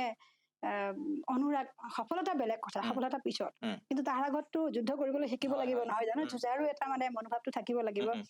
তেতিয়া মানে ইনচাৰ পৰা আহোঁতে মই সেইখন কিতাপখন পঢ়োঁতে সেইটো এটা মানে ৰিয়েলাইজেশ্যন হ'ল যে সেই যে জিদ্দি মনোভাৱটো আছিল, তাৰ কাৰণেতো আজিলৈকে সেই কামটোকে কৰি আছো, যে গৱেষণা বা এনেকুৱাও নহয় যে গৱেষণা কৰি বৰ কিবা এটা আপুনি ধৰক কিবা এটা ইনভেনশ্যন কৰিছো বা উদ্ভাৱন কৰিছো বা ডিস্কভাৰ কৰিছো বা বিখ্যাত চাইণ্টিষ্ট, সেইটো কথাও নহয়। সেইটো হ'ব লাগে বুলি কথা নাই বা এইটো নাই, কিন্তু আমি যে ভাল পায়, মই গান গাই ভাল পাওঁ, মই ছিংগাৰ হ'বই লাগে বুলি কথা নাই, নহয় নহয় জানো? কিন্তু মই ভাল পাওঁ, মই সেইটো গাই থাকিম। ঠিক তেনেকুৱা আৰু গৱেষণাটো এটা তেনেকুৱা আমাৰ কাৰণে। আৰু কি হয়, আপুনি অথনি অনুৰাগৰ কথা ক'লে, কৰোঁতে যোনটো হয় বুলি ক'লো, যোনটো কথা আপুনি ভাল পায়, ভাল পায় বুলি ময়ো জনা নাছিলো কোনটো ভাল পাম। আমি এনেকে পঢ়ি গ'লো, নিজৰ জীৱনৰ পৰা আমি জানোৱেই। পঢ়ি যাওঁতেতো জনা নাই যে এটা সময়ত গৱেষণা কৰিম বা ভাল পাম। আজিকালি বহুত ল'ৰা ছোৱালী জানেই, কিন্তু তথাপিও আমিতো সিমানো জনা নাছিলো যে পঢ়ি যাওঁতে যে পিছলৈ মই বিজ্ঞানেই পঢ়িম নে সেইটো কৰিম, সেইটোও জনা নাছিলো। তাৰপিছত যে গৱেষণাই কৰিম নে কিবা চাকৰি কৰিম, সেইটোও জনা নাছিলো। কিন্তু আমিতো এটা বস্তু কৰি গৈ থাকোতে তাৰ প্ৰতি প্ৰেমটো বাঢ়ি গৈ থাকিল ন। এতিয়া এনেকুৱা হয় যে পাব্লিছ কৰা বা প্ৰকাশ কৰাটো বেলেগ কথা, বহুতে ডাঙৰ ডাঙৰ পাব্লিকেশ্যন বা এনেকুৱাও হয়, কিন্তু নাথাকিলেও যদি অনুৰাগটো আছে, আপুনি কামটো মানে কৰি ভাল পায়। যোৱাকালি পৰহি মই যে ক'লো মই ছুটি লৈ আছিলো, কিন্তু আমাৰ গৱেষক ছাত্ৰী এগৰাকীয়ে, তেওঁ নগা ছোৱালী, কহিমাৰ, তেওঁ বহুত দিন ধৰি 2-2.5 বছৰ ধৰি এটা কামত কাম কৰি আছিল। মাজে মাজে তেওঁ ফ্ৰাষ্ট্ৰেশ্যন হৈ যায়, যেনেকে আপুনি কৈ আছিল, ফ্ৰাষ্ট্ৰেশ্যন হৈ যায় আৰু এইটো কাম নহ'ব নেকি এনেকে কয়। বোলো আৰু কেইটামান দিন কৰি চাওচোন, ইমানখিনি যেতিয়া গৈছো, কিজানিবা সন্মুখতে আছে বাটটো, ইমানখিনি গৈছো, কিজানিবা ইয়াৰ পিছতে আৰু নেক্সট আছিল, আমি নগলো, সেইখিনিলৈকে গৈ এৰি দিলো। সেই ভাৱ এটা, মোৰ কিবা এটাৰ ওপৰতো বিশ্বাস ৰাখিব লাগিব, মই কৈছিলো না, কিবা এটাৰ ওপৰত বিশ্বাস থাকিবই লাগিব, সেইটো বিশ্বাসতে আমি যাওঁ। এতিয়া কথাটো হ'ল, মোৰ সেই বিশ্বাসটো আছিল যে কিবা এটাতো হ'ব লাগিব, এইটো কেনেকে, এইটো এনেকুৱা ধৰণৰ, যদি তাৰ পিছত নহয় বাৰু এৰি দিম, কিন্তু আমি অলপ কৰি থাকোচোন। কালি পৰহি মই ছুটি লোৱা দিনাখন তেওঁ ফটো এটা পঠিয়ালে যে এনেকুৱা আহিছে, তেওঁ পঠিয়াই কেতিয়াবা। তাৰপিছত আমি যেনিবা ইউৰেকা নকওঁ, কিন্তু ইউৰেকা নকলেও মই মানে উঠি গলো, মই বেলেগ কিবা এটা কাম কৰি আছিলো, মই উঠি গলো যে তাই গম পোৱা নাই, তাই কৰি থকা কামটোকে হৈ আছে, হৈ গ'ল, কিন্তু তাই গম পোৱা নাই। হয়তো তাই আগতেও কেতিয়াবা হৈছিলে, তাই পেলাই দিছে, গম পোৱা নাই যে কোনটো। আমি কেতিয়াবা এইটোও গম নাপাওঁ যে আমি কি বিচাৰি আছো, হয়নে? সেইটোও মানে বুজি নাপাওঁ, কিন্তু সেইখিনি ৰিয়েলাইজেশ্যন লাগে। বস্তুটো আমি বিচাৰি আছিলো যে এটা ফৰ্ম বনাম, মানে স্পঞ্জ হ'ব লাগে। তেওঁ কি কৰে, তেওঁ অকণমান সাধাৰণকে কৈ দিছো, তেওঁ মানে আমাৰ হিউমেন হেয়াৰ, মানুহৰ চুলিৰ পৰা মানে তেওঁ কিৰাটিন এক্সট্ৰেক্ট কৰে। চুলিত মানে এটা প্ৰটিন, মানে এমিনো এচিড থাকে, কিৰাটিন বুলি কয়, তেওঁ এক্সট্ৰেক্ট কৰি লয়। সেইটো কৰি লৈ সেই প্ৰটিন যোনটো মানে এক্সট্ৰেক্ট কৰিলে, কিৰাটিনৰ পৰা তেওঁ অলপ হাইড্ৰজেল বা মানে ড্ৰাগৰ, মানে ঔষধৰ ভেহিকুল, মানে ডেলিভাৰী ঔষধৰ লগত কাম কৰে। সেইখিনি মানে ভেহিকালি মানে ড্ৰাগ হিচাপে, মেইনলি ড্ৰাগ বা এনেকুৱাত কাম কৰে। এতিয়া সেইখিনি আমি তাক এটা স্পঞ্জ হিচাপে বনাব বিচাৰিছিলো, গোটেই কিৰাটিন চেম্পলটো, কিন্তু হোৱা নাছিল। বেলেগ কিবা কিবি হয়, পাউডাৰ হয়, কিবা হয়, কিবা হয়, মানে হৈ থাকে আৰু বহুতে কেতিয়াবা কৰে, কেতিয়াবা কেতিয়াবা ফ্ৰাষ্ট্ৰেশ্যন হৈ যায়, এনেকে থাকে। কিন্তু কালি ফটো মানে পঠিয়াওতে মই দেখিলো যে সেইটো যিমান ভাবিছিলো তাতকেও বেছি মানে কেকৰ নিচিনা হৈছে। কোনখিনিত আমি বিচৰা বস্তুটো কেতিয়াবা ঠিক ইয়াতেই আছে, কিন্তু আমি এইখিনিৰ পৰা আঁতৰি আহিছো, গতিকে আমি পোৱা নাই বিচৰা বস্তুটো। কেতিয়াবা আমাৰ তেনেকুৱা হয়। তেওঁ যদি কালি পৰহি গুচি গ'লেহেঁতেন, সেই বস্তু নেদেখিলেহেঁতেন, তাৰপিছত আহি তেওঁ বেলেগ এটা জগতত থাকিলেহেঁতেন, নহয় জানো? তেওঁ বেলেগ এটা জগতত থাকিলে, আহিলে, অহাৰ পিছত আকৌ ইমান দিন কৰিছো, হোৱা নাই, আৰু বেলেগ ফালে যাওঁ নেকি, কামটো এনেকুৱা হয়। কেতিয়াবা আমি সেইখিনিতে এৰি দিওঁ কামটো। সেইটো এটা একো ডাঙৰ আৱিষ্কাৰ নহয়, হৈ থকা কামৰে কাম। তথাপিও দেখা পোৱাটো বেলেগ কথা। এইটো কথা যে মোক কৈছে হৈ থকা কামেই কাম, যে তেওঁ এটা স্পঞ্জ একদম কেকৰ নিচিনাকে ফুলি গৈছে। মই তাইক কৈছো, মানে তুমি আজি খ্ৰীষ্টমাছ কেক পাই গৈছা, মানে সেইদিনা সময় বুলি, মানে ইয়াৰ পিছত আৰু একো দিগদাৰ নাই, আৰু বাকী ফৰ্মুলা অলপ অলপ সলনি কৰিলে হৈ গৈ থাকিব। এতিয়া মই যে ক'লো যে এই যে যোনটো মানে পেশ্যন, মানে অনুৰাগটো, যে আপুনি এই যে লাগি লাগি লাগি যুঁজি যুঁজি কোনোবা দিন হৈ গ'ল, সেইদিনাখন আপোনাৰ যোনটো ভাল লাগে, কোনোবা মানুহে ভাবে এইটোনো কি হ'ল, একো এইটো নহ'ল, এনেকে আছিল, ফুলি থাকিলে কি, একোটো ডাঙৰ কথা নহয়, নহয় জানো? সেইটো ভাত তৰকাৰী বনোৱাৰ নিচিনা কথা কেতিয়াবা। এতিয়া ভাত তৰকাৰীয়ে বনালেও তাতো দেখোন ভাল লাগে। ভাল পোৱা মানুহটো ভাল পায় ন, যোনে চবেই ভাল নাপাব পাৰে, কিন্তু বহুত মানুহে ভাল পায়, মই নিজেও ভাল পাওঁ যেতিয়া সময় থাকে। কিন্তু ধৰক ভাত বনোৱাটোৱে মোৰ যদি প্ৰায়ৰিটি নহয়, মোৰ যদি বেলেগ হয়, মই তেখেত কৰিব লাগিব, এইখিনিও চলি থাকে। তাৰ মাজতে ধৰক আপুনি বহুতখিনিয়ে সেইখিনি কৰি, সেইটো এটা ক্ৰিয়েটিভ কাম, তাতো আমি ভাল পাওঁ। এতিয়া এটা কথা মনত পৰিছে, মোৰ এজন শিক্ষাগুৰু, মানে তেওঁ গৱেষণাগুৰু আছিলে, IIT গুৱাহাটী, অৰুণ চট্টোপাধ্যায় ছাৰ। তেখেত বিখ্যাত বিজ্ঞানী, RSC ফেল' হয়, তেওঁ বহুতখিনি কাম কৰিছে। তেখেতে এদিন কিবা কথাৰ মাজত তেখেতৰ হয়তো মনত নাই বা এনেকুৱা এদিন কিবা কথাৰ মাজত আমি গৱেষণা কৰি থাকোঁতে IIT গুৱাহাটীত এদিন তেওঁ মানে কৈছিলে যে ঠিক মোৰ কাৰণে কথা তেনেকুৱাই হয় কাৰণে মনত থাকি গ'ল যে গৱেষণাটো মানে কেতিয়াবা সোধো আৰু কথা পাতো এনে যে সদায় একেখিনি গৱেষণা একেখিনি পাব্লিকেশ্যন আমনি নাপায় নে কৰি এনেকুৱা কেনেকুৱা লাগে মানে বস্তুটো নহয় গৱেষণাটো মোৰ কাৰণে পথেৰ পাঁচালীৰ অপ্পু যে পথেৰ পাঁচালী পঢ়িছেনে মানে সেইখন ট্ৰেইন যোনটো মানে ট্ৰেইন প্ৰথমবাৰ যেতিয়া দেখে অপ্পুৱে মানে ট্ৰেইনটো চবৰ কাৰণে একেই সদায়তো গৈ আছে ট্ৰেইনখন না সদায় দেখি থকা মানুহ একেই ট্ৰেইনতনো কি আছে একো নাই হয়নে সদায় দেখি থকা বিলাকৰ কাৰণে বা আমিও দেখি আছো কিন্তু অপ্পুৰ কাৰণেতো সি প্ৰথম ন অপ্পুৰ কাৰণে ট্ৰেইনখন প্ৰথম দেখিছে ন গতিকে পথেৰ পাঁচালী যেতিয়া অপ্পুৱে যে ট্ৰেইনখন যেতিয়া দেখোঁতে যেনেকুৱা ধৰণৰ অনুভৱ কৰে প্ৰতিবাৰ যেতিয়া ৰিয়েকশ্যন কৰো আৰু যেতিয়া কিবা এটা প্ৰডাক্ট আহে মোক ঠিক তেনেকুৱা ধৰণৰে মানে অনুভৱ হয় এতিয়া সেই অনুভৱটো বেলেগ কোনেও কৰিব নোৱাৰে যোনটো মানে সেই কৰাজনে বা যাৰ অনুৰাগ আছে তেওঁহে সেইটো কৰিব পাৰে যাৰ কাৰণে যুঁজি গৈ থাকে কোনো সমাজে বা বেলেগে নেদেখে কোনোবা দিনা হয়তো একেবাৰে কিবা প্ৰডাক্ট ওলাই দেখিব যদি নোলায় সেইটো তেনেকেই ৱেষ্ট হৈ যায় তথাপিও কিন্তু মানুহটোৰ জীৱনত কিবা এটা পালে সেই যে ছেটিছফেকশ্যন প্ৰত্যেকবাৰে আমাৰো ঠিক তেনেকুৱা ৰেছপন্সটো দেখিলে ঠিক তেনেকুৱাই লাগিল প্ৰতিবাৰ যেতিয়া কৰো কিবা এটা মানে নতুন ভাল পোৱা যেন লাগে যেনেকে আমি চেপনিফিকেশ্যনৰ আমাৰ কেইটামান ভিডিঅ' বনাইছিলো মাজতে কভিডৰ সময়ত নহয় যেনেকে আমি চোপ বা চাবোনবোৰ একো ডাঙৰ কথা নহয় কিছুমানে কেতিয়াবা কয় এইটো চলি আছে দেখোন বজাৰ এইটো কি ডাঙৰ কথা নহয় নে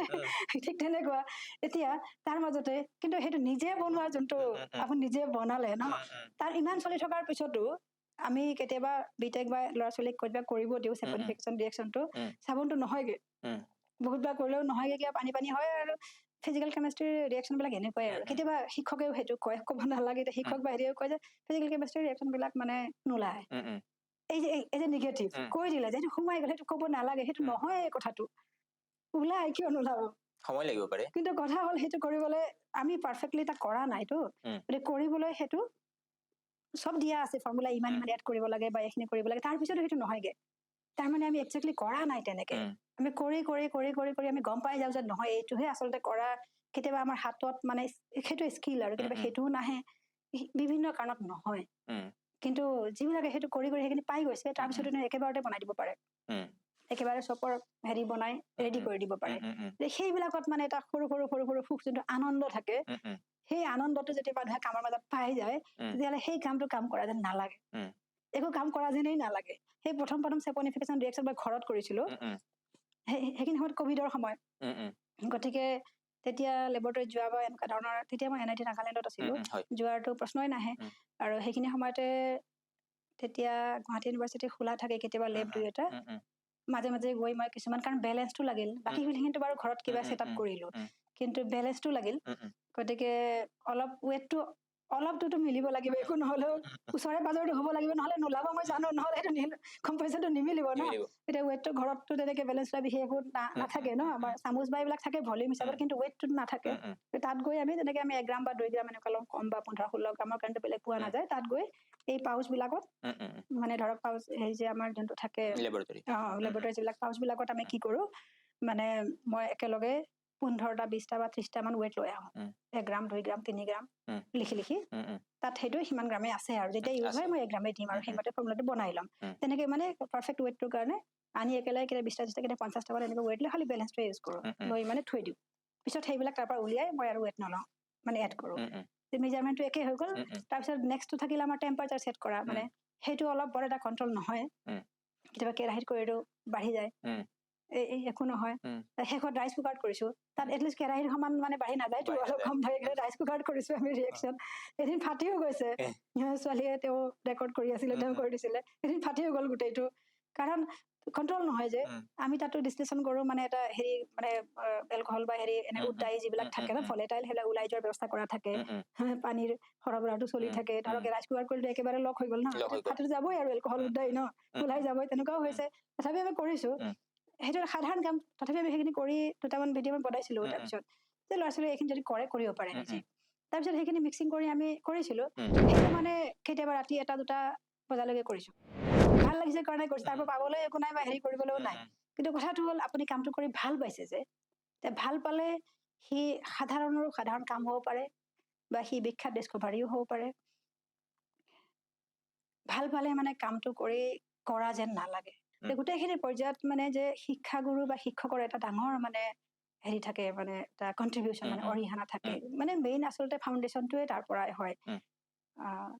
পিতৃ মাতৃ আৰু যিখিনি ঘৰুৱা পৰিৱেশ আৰু পিছত শিক্ষাগুৰু এইখিনিয়ে মেইনলি ফাউণ্ডেশ্যন বিলাক হৈ যায় প্ৰথম গতিকে সেইখিনি পৰ্যায়ত কি হয় ধৰক সেইখিনিতে যদি এটা ভাল অভ্যাস বা এনেকে আমি গঢ়ি ল'ব পাৰো তেতিয়াহ'লে পিছলৈ বৰ এটা বেছি অসুবিধাও নহয় এতিয়া গোটেইখিনি কওঁতে মই যেনেকে আগতে ক'লো মই কিছুমান মই নিজেও ক'ব লগা আছে যে কিছুমান শিক্ষকৰ কথা মানে মোৰ নিজৰ শিক্ষাগুৰুৰ কথা বিভিন্ন সময়ত কোৱা নহয় কিন্তু তেওঁলোকৰ প্ৰতি কৃতজ্ঞতাও মোৰ দিবলগীয়া আছিল এইটো সময়তে যিটো কথাটো ওলাল মই কৃতজ্ঞতাও তেওঁলোকৰ প্ৰতি দিছো যে জীৱনটো মানে আচলতে যিখিনি ধৰক এইকেইদিন যে আমি এতিয়া NEP কথা প্ৰথমতে ক'লো NEPত যদিও আমি এতিয়া বহুতে সোধে কেতিয়াবা এতিয়াতো আমি ভিডিঅ' দেখোন ইউটিউবতে চাবই পাৰো পৃথিৱীৰ একেবাৰে সৰ্বশ্ৰেষ্ঠ শিক্ষকৰ ভিডিঅ' আমি পাই যাওঁ নহয় চাব পাৰো হাৰ্ভাৰ্ডৰ আছে ফ্ৰীতে দিয়া আছে বহুতখিনি MIT অপেন স্কুলিং আছে ফ্ৰীত দিয়া আছে সেইখিনি পোৱাৰ পিছতো আমি পঢ়াই থকাৰ কিবা যুক্তি আছে জানো আছেই দেখোন সৰ্বশ্ৰেষ্ঠ শিক্ষাগুৰুসকলৰ নহয় জানো যে এনেকুৱা ধৰণৰ প্ৰশ্ন কেতিয়াবা হয় যে পাইছে সেইটোও ভাল কথা নহয় জানো আমি পাইছো ন সৰ্বশ্ৰেষ্ঠ শিক্ষাগুৰুসকল চকুৰ সন্মুখতে পাই গৈছো গতিকে শিকা মানুহৰ কাৰণে ক'তো ৰাস্তা বন্ধ হোৱা নাই খোলাহে হৈছে নহয় জানো শিকিব নোৱাৰাখিনিকতো আমি জোৰ কৰিব নোৱাৰো কথাটো হ'ল যে সেইখিনি পোৱাৰ পিছতো শিক্ষক এজনৰ প্ৰয়োজনীয়তা ক'ত এই প্ৰশ্নটো আহি পৰিছে নহয় জানো বা শিক্ষাগুৰু বা শিক্ষকৰ ক'ত এতিয়া তথাপিও আমি শিক্ষাগুৰুৰ কথা পাতি আছো নহয় নে কিন্তু প্ৰয়োজনীয়তা আছে শিক্ষাগুৰুৰ কথাটো অকল ব্লেকবৰ্ড বা সমীকৰণটো শিকোৱা বা কেমিষ্ট্ৰি ৰিয়েকশ্যন এটা শিকোৱা তাতেই নহয় সেইখিনি এতিয়া শিকি আহিব পাৰে ল'ৰা ছোৱালীয়ে নিজে নোৱাৰিলে সেইখিনিও শিকাব লাগিব কিন্তু শিকি আহে শিক্ষাগুৰুৰ মানে অৰিহণাটো তাতকে বহুত ওপৰত তেওঁ এজন অভিভাৱকৰ ওপৰত তেওঁ যায় কেতিয়াবা এনেকুৱা হয় যে পিতৃ মাতৃও বয়সত মানে হেৰি হৈ যায় বা কেতিয়াবা আমাৰ দৰ্শন মেচ নকৰা হৈ যায় কিন্তু তথাপিও শিক্ষক কিন্তু সদায় থাকে তেওঁ এটা ছাপোৰ্ট তেওঁ এটা ফাউণ্ডেশ্যন তেওঁ এটা ভেটি তেওঁ এখন আকাশৰ নিচিনাকে মানে ছাতি হৈ মানে সেইকাৰণে ছাত্ৰ কাক কয় যাৰ মানে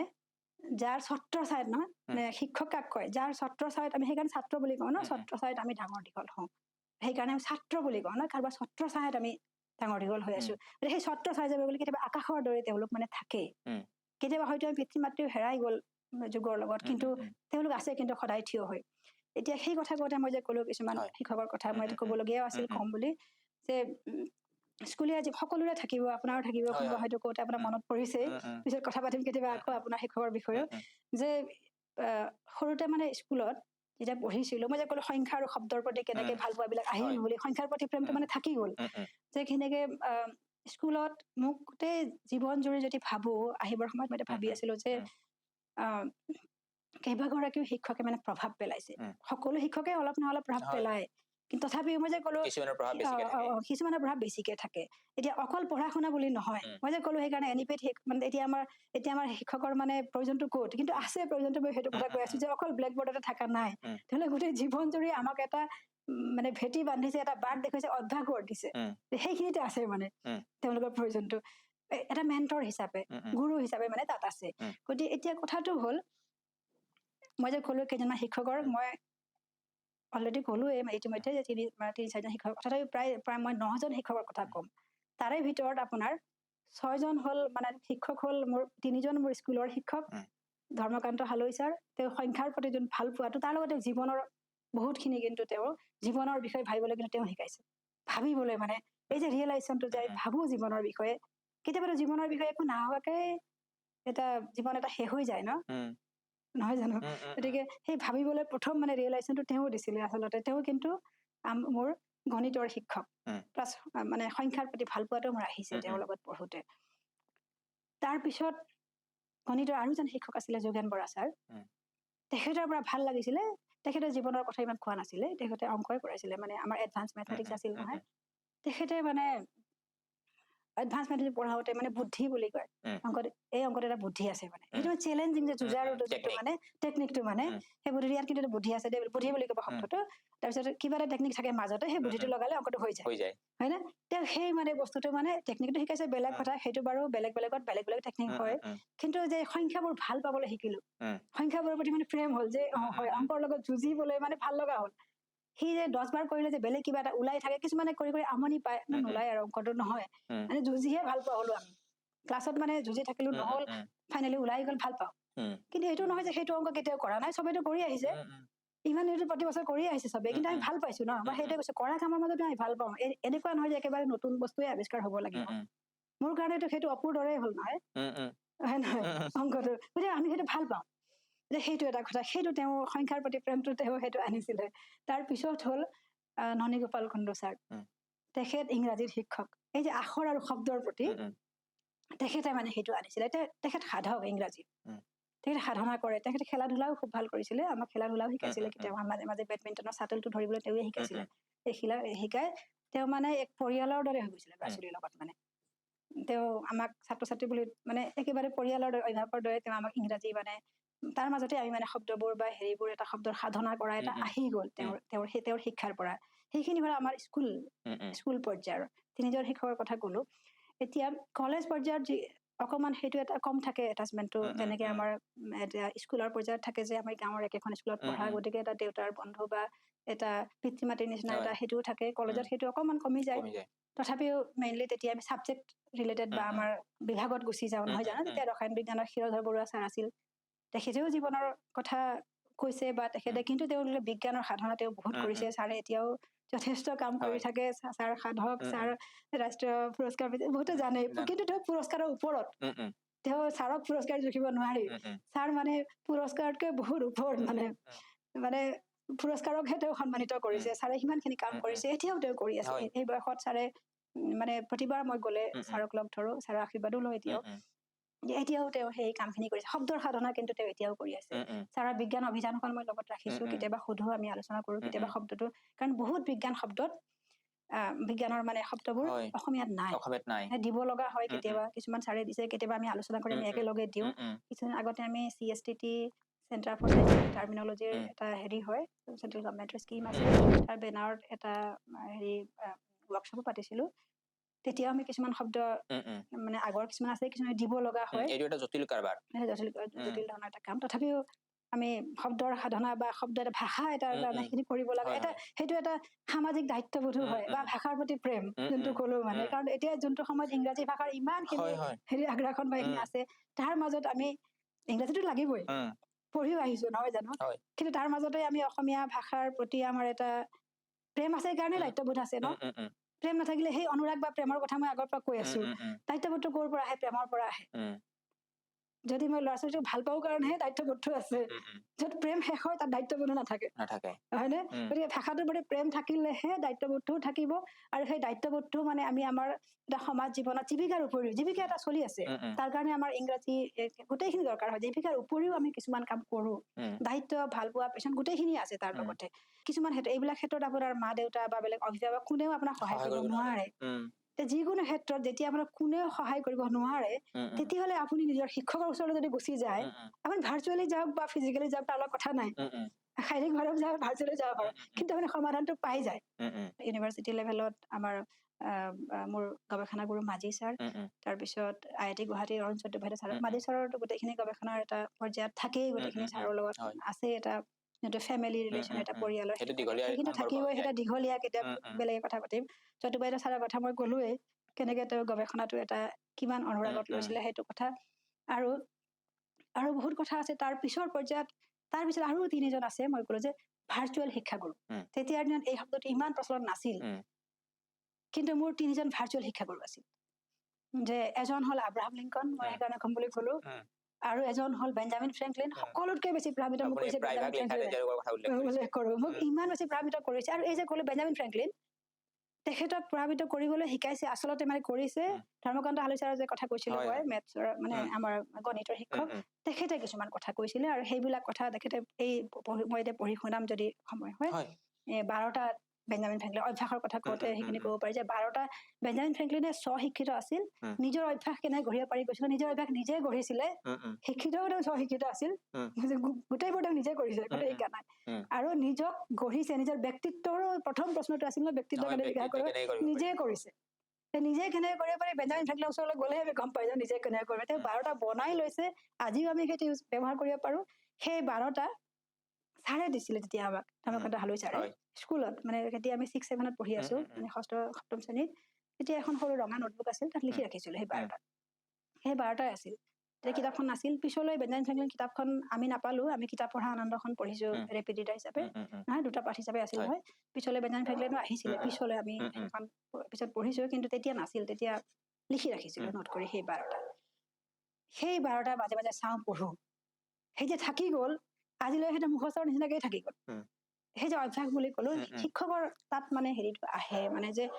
যে তেওঁতো অংকৰ শিক্ষক নহয় জানো গণিতৰ শিক্ষক কিন্তু তেখেতৰ জীৱনৰ যে এটা দিশ দিলে নহয় জানো দিশটো মানে দৰ্শনটো দিলে সেই বস্তুটো তাতেই মানে শিক্ষাগুৰুৰ প্ৰয়োজনীয়তা বহুত বেছি আছে এতিয়া সেই যে ভাৰ্চুৱেল গ'লো তিনিজন বেঞ্জামিন ফ্ৰেংকলিন আব্ৰাহাম লিংকন আৰু তৃতীয়জন হ'ল হোমেন বৰগোহাঁই ছাৰ তেতিয়া ছাৰক লগ পোৱা নাছিলো কিন্তু মই যে আপোনাক ক'লো কিছুমান কথা কৈছো যে এইখনত আপোনাৰ এলকেমিষ্ট্ৰিটো লিখা আছে বোলে লিখিছে পাবলৈ ক'লে যে যে আপুনি যদি সঁচাকেই কিবা এটা বস্তু বিচাৰিছে মেনিফেষ্টেশ্যন তেতিয়াহ'লে গোটেই পৃথিৱীখনে আপোনাক চক্ৰান্ত কৰিব সেইটো দিবৰ কাৰণে সঁচাকে যদি কিবা এটা বিচাৰিছে কোনোবা এটা সময়ত কিন্তু সেইটোৰ ওপৰত ইমান এটা কথা কৈছে আৰু তেওঁ যে আপুনি পাব আৰু যি দেখিছো যে সেইটো হৈ গৈছে কোনোদিন ভবাও নাই সেইটো এতিয়াহে মই সেইটো কথা এনালাইজ মানে বিশ্লেষণ কৰি আছো যে সঁচাকে ভাবিলে দেখোন হৈ যায় কিবা এটা ইমান বছৰ পিছত সেইটো স্কুলৰ কথা ভাল পাইছো লিখিছো ক'ৰবাত ৰাখিছো কথাটো গ'ল নহয় জানো কিন্তু সেই 10 বছৰ পিছত 2014ত আমেৰিকা যাওঁতে 14-15ত মইতো তাত যোৱা নাই মইতো টেক্সাছহে গৈছো অষ্টিনত কিবা এটা কামত ফিলাডেলফিয়ালৈ মানে নিউ জাৰ্চিলৈ গৈছিলো নিউ জাৰ্চিত আছিল এটা কনফাৰেন্সৰ মানে প্ৰেজেন্টেশ্যন মোৰ এটা আছিল তাৰ কাৰণে গৈছিলো নিউ জাৰ্চি নিউ জাৰ্চিৰ পৰা যাওঁতে আকৌ এডিচনলৈ গ'লো কাৰণ এডিচনৰ সেইখিনি মোৰ চাবলগীয়া আছিল এডিচনৰ জন্মস্থান সেইখিনি চাবলৈ মন আছিল ওচৰতে তাৰপৰা তালৈ গ'লো সেইখিনি পালো এডিচন বা আইনষ্টাইনৰ কথা পিছত পাতিম কেতিয়াবা আৰু বহুত কথা সেইখিনি পাতিবলৈ আছে এতিয়া তাতে গৈছিলো মেনলো পাৰ্কৰ যাদুকৰ বুলি না মেনলো পাৰ্কলৈ গৈছিলো তাত তাৰ পৰা ফিলাডেলফিয়া অকমান সিফালে আমি গৈছিলো বেছি হেৰি নহয় দূৰ নহয় ট্ৰেণ্টনৰ পৰা আমি ফিলাডেলফিয়া আমি গৈছিলো যাওঁতে কি হ'ল তাতে বেঞ্জামিন ফ্ৰেংকলিনৰ স্মৃতি সৌধ মানে দৰ্শন কৰিছো আকৌ এবাৰ গোটেইখিনি কথা আকৌ মোৰ ওচৰলৈ আহিছে সেই যে স্কুলত পঢ়া লিখা মই যে কৈছো তাৰ আগত মই অসমীয়া বা লেখা কম কৰিছিলো যেতিয়া সেই মুহূৰ্ত তাত থিয় হলো তেতিয়া মানে মোৰ গোটেইখিনি কথা আগৰ আহিছে সেই 12 শাৰী লাইন অসমীয়াত লিখা কিন্তু বেঞ্জামিন ফ্ৰেংকলিনৰ স্মৃতি সৌধটো মনত আহিছে যে লিখিবলৈ মন গৈছে আকৌ এবাৰ যে লিখোচোন বুলি মই যে ক'লো মনটো আকৌ আহি গ'ল আপুনি এতিয়া মোৰ হেৰি বিচাৰত এনেকুৱা হ'ল যে মই বেঞ্জামিন ফ্ৰেংকলিনক পাই গ'লো গম পাইছে নহয় আব্ৰাহাম লিংকনৰ ঠিক তেনেকুৱাই হৈ গ'ল ইলিনয়লৈ গৈছিলো ইলিনয়ত মানে কোনো পৰিকল্পনা নাই এটা ফেমিলি টুৰত গৈছিলো ইলিনয়লৈ গৈছো চিকাগোত তাতে কথা পাতি থাকো এনেকে ঘূৰি ফুৰোতে তাতো আব্ৰাহাম লিংকনৰ তেনেকে সমাধিখন ঠিক তেনেকে সেইটো মনলৈ আহিল তেনেকুৱা ধৰণৰ কিছুমান কথা থাকে যে আৰু হোমেন বৰগোহাঁই ছাৰৰ আগতো সাক্ষাৎ লগ পালো পিছত কিন্তু তেতিয়া তেওঁ ভাৰ্চুৱেল আছে যেতিয়াই কিবা অসুবিধা হয় যেতিয়াই এতিয়া আমাৰ দিনততো ধৰক এতিয়া আমি গাঁৱত ডাঙৰ হোৱা নহয় জানো এনেকুৱাও নাছিল যে অহৰহ মা দেউতাই চাই থাকে বা তেনেকুৱা আমি কি কৰো কি নকৰো বৰ এটা বেছি তেওঁলোকে চাই থকা নাছিলে এৰি দিছিলে নহয় গোটেই পৰিঘৰত এটা ভাল কথাও আছিলে আমি দিছিলো কিন্তু আমাৰ নিজৰ আছিল সেইকাৰণে গতিকে তাৰ মাজতে আমি কিতাপ পঢ়ো তাৰ পৰা কিবা হেৰি পালে চাওঁ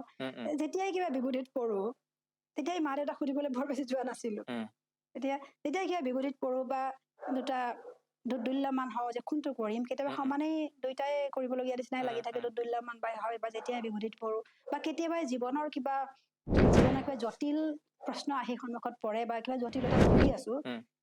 তেতিয়া উপায় নাপালে কি কৰো যেতিয়াই হয় তেতিয়া কি কৰো যে সমাধান হোৱা নাই কোনো পথ্যে তেতিয়াহ'লে ঘূৰি গৈ মানে এই তিনিজন ভাৰ্চুৱেল গুৰুৰ ওচৰলৈ যাওঁ যে আব্ৰাহাম লিংকন বেঞ্জামিন ফ্ৰেংকলিন আৰু হোমেন বৰগোহাঁই ছাৰ এই তিনিজন ভাৰ্চুৱেল গুৰুৰ ওচৰলৈ যেতিয়া আপুনি যাওঁ মানে তেতিয়া মই সমাধান পাই যাওঁ উত্তৰটো পাই যাওঁ নিজে নিজে উত্তৰটো পাই যাওঁ হৈ যায় আৰু সেইটো শুদ্ধ উত্তৰেই হয় পিছত দেখোন তেতিয়া নাজানো এইটো শুদ্ধ হৈছে নে নাই কিন্তু শুদ্ধ পিছত এতিয়া যেতিয়া ভাবি চাওঁ নহয় এইটো শুদ্ধ ডিচিশ্যনেই আছিল সেই মুহূৰ্তত তেতিয়া মই তেওঁলোকৰ ওচৰলৈ যাওঁ আৰু তেওঁলোকক প্ৰশ্ন কৰো যে তেনে ঘূৰি গৈ যে মোৰ ঠাইত আপুনি হোৱাহেঁতেন কি কৰিলেহেঁতেন হয়নে প্ৰশ্ন কৰো যে বেঞ্জামিনৰ ওচৰলৈ যাওঁ ফ্ৰেংকলিনৰ ওচৰলৈ যাওঁ মোৰ ঠাইত আপুনি হোৱাহেঁতেন কি কৰিলেহেঁতেন প্ৰথম সদায় মই বেঞ্জামিন ফ্ৰেংকলিনৰ ওচৰলৈ যাওঁ আদি গুৰুৰ ওচৰলৈ থাকি গ'ল দ্বিতীয় মই আব্ৰাহাম লিংকনৰ ওচৰলৈ যাওঁ মোৰ ঠাইত আপুনি হোৱাহেঁতেন কি কৰিলেহেঁতেন তাৰপিছত মই হোমেন বৰগোহাঁই ছাৰৰ ওচৰলৈ যাওঁ তেতিয়া মই ছাৰক চিনি নাপাওঁ মই কিতাপেই পঢ়িছিলো কিতাপ পঢ়া আনন্দ যে মোৰ ঠাইত আপুনি হোৱাহেঁতেন কি কৰিলেহেঁতেন তেতিয়া মই উত্তৰটো আপুনি পাই যাওঁ গতিকে সেই যে ক'লো যে গুৰুৰ প্ৰভাৱটো মানে ভাৰ্চুৱেল হওক বা শাৰীৰিকভাৱে হওক গুৰুৰ প্ৰভাৱটো মানে মানুহৰ প্ৰত্যেকৰে আপোনাৰো হয়তো তেনেকুৱা বহুত থাকিব শুনিবলগীয়া থাকে এতিয়া সেই যে বেঞ্জামিন ফ্ৰেংকলিনে কেনেকে নিজৰ অভ্যাস গঢ় দিছিলে তাৰে মই এইখিনি কৰি আজি সমাপ্ত কৰো এই 12টাৰ ভিতৰত আকৌ আৰু এটা কথা আছে শেষৰটো মই অলপ সলনি কৰি দিছিলো নিজে সলনি কৰি কাৰণ শেষৰটোত আছিল নম্ৰতা যীশুখ্ৰীষ্ট আৰু চক্ৰেটিছৰ আৰ্হি অনুসৰণ কৰি চলিবা। এতিয়া যীশু খ্ৰীষ্ট আমি জনা নাছিলো নহয় জানো তেতিয়া, আৰু সেইকাৰণে চক্ৰেটিছ অলপ জানিছিলো। গতিকে মই কি কৰিছিলো, যীশু খ্ৰীষ্টৰ ঠাইত মই গুৰু লিখিছিলো কাটি, এতিয়া বহীখন আছে কাটি মই তাতে গুৰু লিখিছিলো। গুৰু আৰু চক্ৰেটিছৰ আৰ্হি অনুসৰণ কৰি চলিবা। সেইটো মই 12 নম্বৰটো মই নিজে সেইটো সলনি কৰি নিজৰ মতে বনাই লৈছিলো। এতিয়া 12টা মই কৈ আছো। তাৰপিছত 1 নম্বৰটো হ'ল মিতাচাৰ, গা গধুৰ হৈ যোৱাকৈ নাখাবা। তেওঁ সদায় এখন ব্ৰেড বা 2খন ব্ৰেড তেওঁ যেতিয়া কাম কৰিছিলে খাইছিলে দুপৰীয়া, সিমানেই তেওঁৰ খাদ্য, দুপৰীয়াৰ আহাৰ তেনেকুৱা আছিল তেওঁৰ মানে খাদ্য হেৰিটো। গা গধুৰ হৈ যোৱাকৈ নাখাবা, মগজু উত্তেজিত হৈ যোৱাকৈ সুৰাপান নকৰিবা। 2 নম্বৰ নীৰৱতা। নীৰৱতাত কৈছে, যি কথা কলে তোমাৰ নিজৰ বা আনৰ একো উপকাৰ নহয় তেনে কথা নকবা। তুচ্ছ অৰ্থহীন কথা পাতি সময় নষ্ট নকৰিবা। 3 নম্বৰ পৰিপাটিতা। যি বস্তু য'ত থব লাগে ঠিক তাত থবা, যি কাম যেতিয়া কৰিব লাগে ঠিক তেতিয়া কৰিবা। কিমান প্ৰয়োজনীয় নহয় এইটো। 4 নম্বৰ সংকল্প। যি কাম উচিত তেনে কামহে কৰিবলৈ সংকল্প ল'বা। যিটো কাম কৰিবলৈ সংকল্প লোৱা সেই কাম কেতিয়াও নকৰাকৈ নাথাকিবা। 5 নম্বৰ মিতব্যয়িতা। নিজৰ বা আনৰ উপকাৰত নহা কোনো কামত ধন খৰচ নকৰিবা, কোনো ধৰণৰ অপচয় নকৰিবা। মানে অপচয়ও খৰচটো মানে নিজৰ বা আনৰ কিবা এটা উপকাৰত আহিব লাগে। উপকাৰ নহয় কোনো কামত ধন খৰচ কৰিবলৈ তুমি কোৱা নাই। 6 নম্বৰ অধ্যাৱসায়। সময় নষ্ট নকৰিবা, সকলো সময়তে কিবা নহয় কিবা এটা কামত লাগি থাকিবা। অলাগতিয়াল কাম কাজ সমূলি বাদ দিবা। 7 নম্বৰ আন্তৰিকতা। আনক অপকাৰ কৰিব পৰা কোনো ধৰণৰ চলনা বা প্ৰতাৰণাৰ আশ্ৰয় নলবা। সৎভাৱে চিন্তা কৰিবা, কথাও কবা সৎভাৱে চিন্তা কৰা অনুযায়ী। 8 নম্বৰ ন্যায়পৰায়ণতা। আনে আঘাত পাব পাৰে এনেধৰণৰ কোনো কাম কৰি আনৰ প্ৰতি অন্যায় আচৰণ নকৰিবা। ঠিক একেদৰে আনক উপকাৰ কৰাটো যদি তোমাৰ কৰ্তব্য, সেইটোও নকৰাকৈ নাথাকিবা। 9 নম্বৰ আত্মসংযম। সকলো কথাতে আতিশয্য পৰিহাৰ কৰি চলিবা। পাবলগীয়া শাস্তি বা আঘাত পালে তাৰ কাৰণে খং বা অসন্তোষ প্ৰকাশ নকৰিবা। 10 নম্বৰ পৰিষ্কাৰ পৰিচ্ছন্নতা। নিজৰ শৰীৰ, পিন্ধা কাপোৰ কানি, ঢাৰি পাতি আৰু বাসস্থান সকলো সময়তে নিখুঁতভাৱে পৰিষ্কাৰ কৰি ৰাখিবা। 11 নম্বৰ মানসিক প্ৰশান্তি। সৰু সুৰা কথাত বিৰক্ত নহবা।